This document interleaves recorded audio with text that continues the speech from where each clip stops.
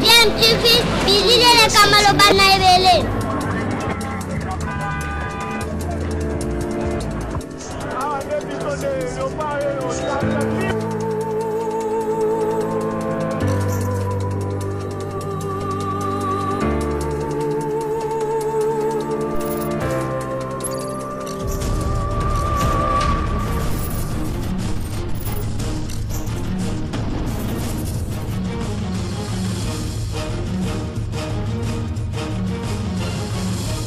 DMTV toujours en avant. Sur DMTV, bonjour ou bonsoir, cela dépend à l'heure à laquelle vous nous suivez. Nous sommes heureux en tout cas de vous savoir nombreux et de vous retrouver en ce moment pour échanger avec vous sur un sujet d'actualité que nous avons choisi. Nous avons pris soin de choisir pour vous. Mais avant d'aborder le sujet de ce jour, permettez-nous en tout cas de vous sensibiliser, de vous rappeler, parce que nous nous sommes donné ce devoir face à la problématique de cette maladie à coronavirus. Nous ne pouvons pas vous laisser ainsi et continuons donc à nous protéger en respectant des mesures barrières parce que la prévention en tout cas reste notre meilleure alternative face à cette maladie. Félix Antoine Tshisekedi Tshilombo a-t-il violé la Constitution ou pas au travers ses ordonnances nommant en tout cas 2 juges de la haute cour à la cour de cassation? Les avis restent en tout cas partagés selon qu'on est juriste proche du FCC ou de la Mouka, Martin Fayoulou, ou juriste proche du CACH ou proche de l'UDPS. Le dernier avis en date en tout cas est celui d'un éminent professeur aussi en droit pénal. Vous savez que ce dernier n'apparaît jamais de manière anodine. Lorsqu'il apparaît, il y a toujours quelque chose qui se passe par la suite. Il s'agit du professeur Nia Birungu qui a donné en tout cas son avis sur cette question. C'est ce que je vous propose de suivre ensuite. Nous allons revenir pour essayer d'analyser ces propos et conclure notre sujet d'aujourd'hui. Je rappelle que vous suivez DMTV, votre chaîne YouTube. Vous qui n'êtes pas encore abonné, qu'attendez-vous? Cliquez sur ce bouton en rouge écrit s'abonner et vous deviendrez en tout cas abonné de DMTV. N'oubliez pas non plus de cliquer sur la petite cloche de notification. Elle apparaîtra tout de suite après que vous vous soyez abonné. Suivant le professeur Nia Birungu, nous nous retrouvons tout de suite après. Traduit par les contre-saints sur un certain nombre d'ordonnances, afin de s'assurer qu'elles rentrent dans la politique générale du gouvernement et qu'elles restent cohérentes avec elle. Dans le cas d'espèce, s'agissant des ordonnances du 17 juillet 2020, la mauvaise foi et la fraude apparaissent au grand jour. Lorsque, pour faire semblant de respecter la Constitution, on envoie le Premier ministre, chef du gouvernement, en mission de 2 jours, on remplace son contre-saint sur les ordonnances signées et publiées par le contre-saint illégal d'un vice-premier ministre, dont l'intérim était expressément circonscrit dans une lettre du Premier ministre. Une telle machination ou mise en scène est une preuve suffisante de violer intentionnellement la Constitution et de contourner ainsi le pouvoir du Premier ministre, chef du gouvernement, qui a dans le cadre des équilibres de pouvoir voulus par les constituants un droit de regard et une possibilité d'opposition aux ordonnances du président qui irait à l'encontre de la politique générale du gouvernement. Ces manœuvres d'écarter le Premier ministre, chef du gouvernement, d'une question aussi essentielle qu'est la nomination des magistrats dans la magistrature civile et militaire, des officiers généraux et supérieurs, des forces armées et de la police, et des responsables des services et établissements publics sont une violation intentionnelle de la Constitution et une grave atteinte à l'état des droits. Les constituants ont voulu que, bien que la nomination des magistrats relève de la compétence du président de la République, chef de l'État, celui-ci ne puisse exercer ses prérogatives qu'après avoir pris avis du Conseil supérieur de la magistrature.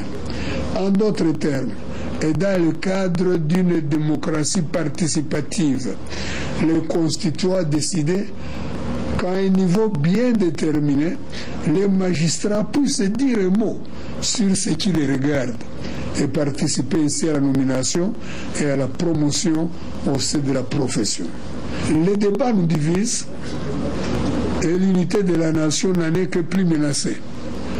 Nous ne pouvons laisser un tel état de choses perdurer, car nous avons le devoir de travailler à la paix et de nous donner la chance à nous, à nos enfants et aux générations futures, un cadre propre au développement.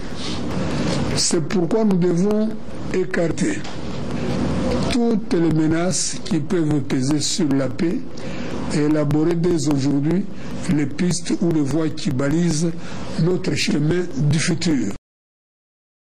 Nous sommes de retour, merci en tout cas d'être resté fidèle et d'avoir suivi cet extrait avec le professeur Nyabirungu, professeur, éminent professeur en tout cas en droit pénal congolais. Et ce dernier n'apparaît jamais par hasard lorsqu'il intervient pour émettre un avis. Très souvent par la suite, on se rend compte qu'il y a des conséquences, des apparitions en tout cas qui ont une couleur politique certaine. Ça, c'est mon opinion en tout cas personnelle. Et le professeur Nyabirungu, bien évidemment, vient confirmer ici la thèse de certains cadres du FCC, mais surtout du pasteur Théodore ainsi que de Martin Fayulu, eux qui sont les défenseurs en tout cas de la théorie de la violation de la Constitution par le chef de l'État, mais lui ne va pas plus loin pour parler de haute trahison. Mais en tout cas, le professeur Nyabirungu, vous l'avez suivi, a énuméré en tout cas les différentes violations de la Constitution par le chef de l'État, en tout cas conséquence de ces dernières ordonnances. Il demande, comme l'avait déjà fait le pasteur Théodore Ngoy, au chef de l'État de rapporter ces ordonnances-là. Et ce qui est étonnant, c'est qu'à la fin, il donne en fait, on va dire, une sorte de plan de sortie de crise à la Nyabirungu qui renvoie en tout cas à un dialogue entre ceux qui font la coalition FCC et CACH, entre partenaires de cette coalition. C'est ça justement qui nous a mis un peu la puce à l'oreille. Nous nous sommes posé la question, pourquoi cet éminent professeur de droit pénal qui en fait les différentes violations de la Constitution par le chef de l'État ne nous donne pas une conséquence juridique à ces violations de la Constitution au lieu de nous donner une conséquence politique? Dans quel but et pourquoi cette apparition médiatique? Je vous rappelle que Nyabirungu, c'est celui qui était apparu juste pendant la période d'enregistrement des candidatures à l'élection présidentielle notamment, vous le savez, avec cette question sur l'éligibilité de Jean-Pierre Bemba. Et Nyabirungu était passé pour donner son opinion sur la question, venu de nulle part. Et comme par hasard, au niveau, en tout cas, de la CENI, c'est ce qui a été retenu. Et Jean-Pierre Bemba a été écarté des élections présidentielle. Alors, lorsque Nyabirungu apparaît, nous sommes en tout cas très curieux de voir ce qui va se passer après, parce que visiblement, c'est quelqu'un qui est très utilisé par un camp politique et qui vient juste pour influencer, en tout cas, soit la justice ou les instances chargées de prendre une telle ou telle autre décision. Alors, Nyabirungu estime que Félix Tshisekedi a réellement violé la Constitution, comme le déclare Théodore Ngoy, mais Nyabirungu ne nous donne pas une conséquence juridique. La conséquence juridique serait peut-être que finalement d'accuser Félix Tshisekedi de haute trahison afin de le déchoir. Mais non, lui, il nous parle de conciliabule, de dialogue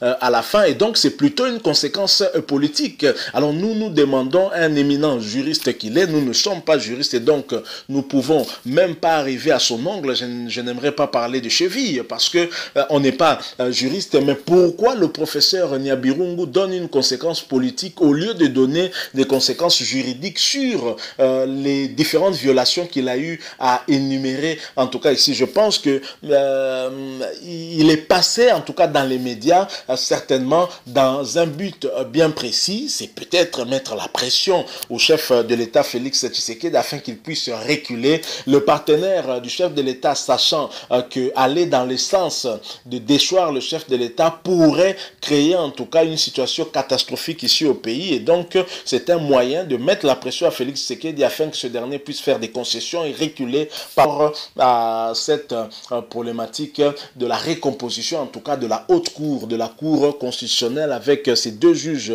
Ubulu et Kilomba, qui ont été finalement écartés. Donc voilà un peu ce que nous vivons ici chez nous dans notre pays, où vous avez les scientifiques qui bradent un peu leur science et qui bradent ça au profit des intérêts partisans. Et quelles leçons donner en tout cas à ces étudiants qui le suivent et qui le prennent en tout cas pour modèle. Moi, j'aurais aimé que le professeur Nyabirungu nous dise exactement dans le cas d'espèce quelles conséquences par rapport à ces violations, au lieu de nous renvoyer encore dans un dialogue, dans des conciliabules qui n'avanceront pas en tout cas le pays. Entre-temps, nous avons suivi dernièrement le professeur Mbata qui en tout cas est plutôt constitutionnaliste, parce que n'est pas constitutionnaliste qui veut. Un constitutionnaliste est avant tout, on va dire, comme chez les médecins généralistes, mais lui est beaucoup plus spécialisé encore en ce qui concerne la Constitution.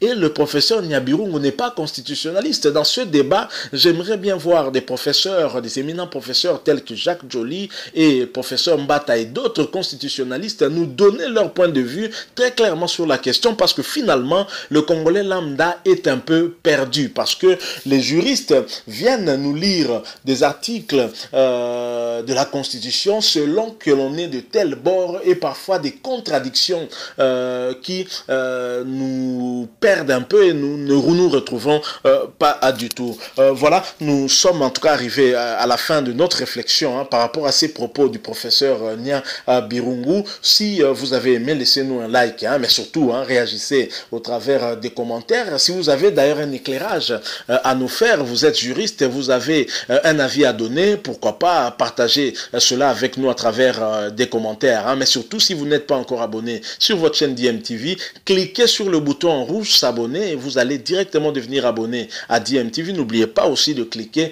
sur la petite cloche de notification qui apparaîtra tout de suite après que vous ayez cliqué sur abonner, et ainsi elle vous permettra bien évidemment de ne plus rien manquer de tout ce que nous allons mettre ici à votre intention. Protégez-vous car le coronavirus est toujours là. Continuez à respecter des mesures barrières telles que recommandées par nos autorités. Même surtout, n'oubliez pas que la prévention reste en tout cas notre meilleur atout face à cette maladie. Merci encore une fois à vous qui avez échangé ces quelques minutes avec nous. Merci beaucoup. Nous espérons vous retrouver très prochainement avec un autre sujet d'actualité. En attendant, portez-vous bien. DMTV vous dit au revoir.